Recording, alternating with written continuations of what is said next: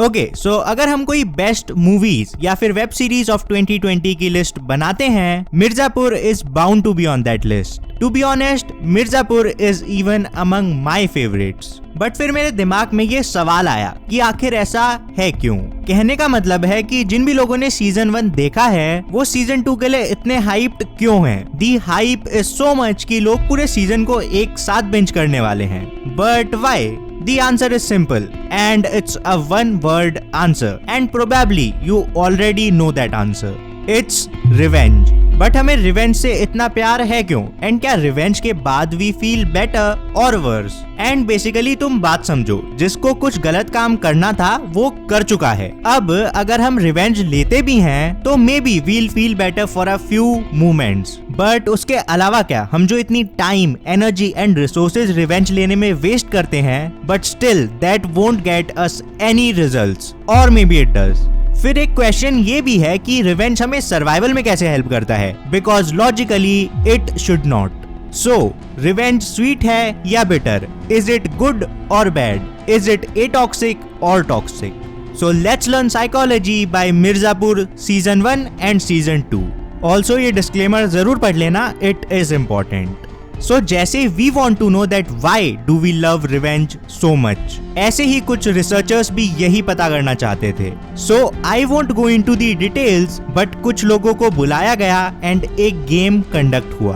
Basically it was an economic exchange game. अब इन्हीं लोगों में से a few people trusted their partners to split a pot of money with them just to find out that they were betrayed. इन लोगों के partner ने सारा पैसा अपने पास ही रख लिया था. अब सिंस इनके साथ गलत हुआ था, they wanted revenge and researchers ने इनको ये मौका दिया भी. And for a full minute, as the victims contemplated the revenge, the activity in their brains was recorded. The result? Brain का एक part known to process rewards, that is caudate, was into action. The same area which also had a rush of neural activity for substances like cocaine and nicotine. So in the moment, revenge feels sweet. It feels great, but there is a catch to it. So do you want revenge from someone or something? So it may feel good, but not for too long. Ulta, revenge may backfire too.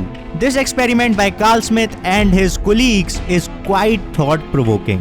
It makes us question even our core beliefs about revenge and even aggression in some ways. So हुआ क्या? Carl Smith with his colleagues set up a group investment game with students. वो game कुछ ऐसा था कि अगर सभी students cooperate करते, सबको बराबर फायदा होता. बट अगर इनमें से एक भी स्टूडेंट बैक ऑफ कर जाता तो उसको तो फायदा होता, उल्टा एक्स्ट्रा फायदा होता, बट ग्रुप को नुकसान होता. मजे की बात यह है कि इन स्टूडेंट्स के ग्रुप में एक सीक्रेट एक्सपेरिमेंटर भी था, which Carl Smith called a free rider.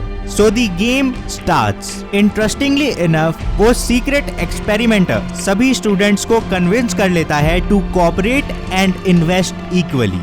But जब उसकी खुद की बारी आती है, he backs off. The result? In secret experimenters यानी फ्री राइडर्स को ऑन एन एवरेज $5.59 का फायदा होता है, while the other players earned only around $2.51. Basically in free Riders ने बाकी प्लेयर्स को बिट्रे किया. सो बिट्रे के बाद आता है revenge.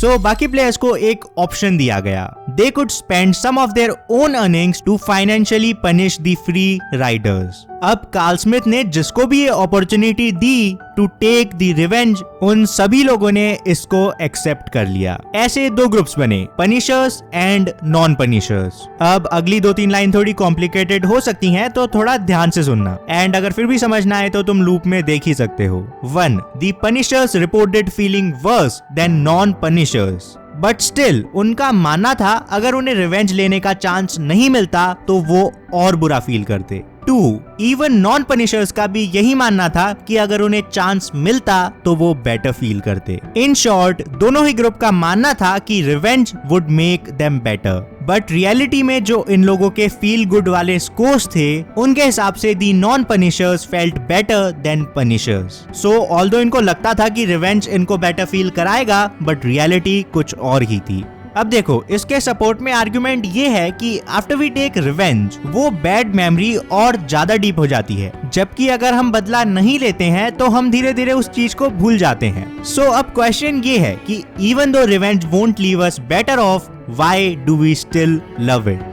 American psychologist Michael argues that although revenge is not good for an individual, it serves a much greater cultural benefit. So if you want इस article की link description में दी हुई है, you can read it. But in short, revenge helps the society by setting an example. अगर कोई इंसान कोई गलती करता है, he should pay for it, ताकि society as a whole चलती रहे. And for the same purpose, we have the justice system. The law punishes the offender ताकि सोसाइटी अच्छे से वर्क करे. एंड इसलिए तुमने देखा भी होगा कि जहाँ का लॉ उतना स्ट्रॉन्ग नहीं होता है, crimes are high and most of the cases are cases of revenge. Again, the same article also talks about when a revenge is successful.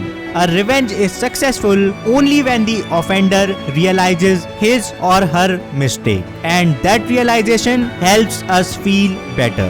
And कितनी मूवीज की एंडिंग में ये तुमने भी नोटिस किया होगा कि वो लोग विलन को तब तक नहीं मारते हैं until he realizes his or her mistake. And कई बार रियलाइजेशन के बाद उस मूवी का हीरो उस मूवी के विलन को माफ भी कर देता है, which ultimately makes them better of instead of a revenge. तो वैसे तो इस टॉपिक पर कहने के लिए मेरे पास बहुत कुछ है, बट इस वीडियो का एक सिंपल सा मैसेज है. I really don't know about you, your situations और anything else, but what psychology says is in the moment you'll feel good about a revenge, but in the longer run you probably won't. See, I really don't know about extreme cases like Mirzapur, but normally success is the best revenge.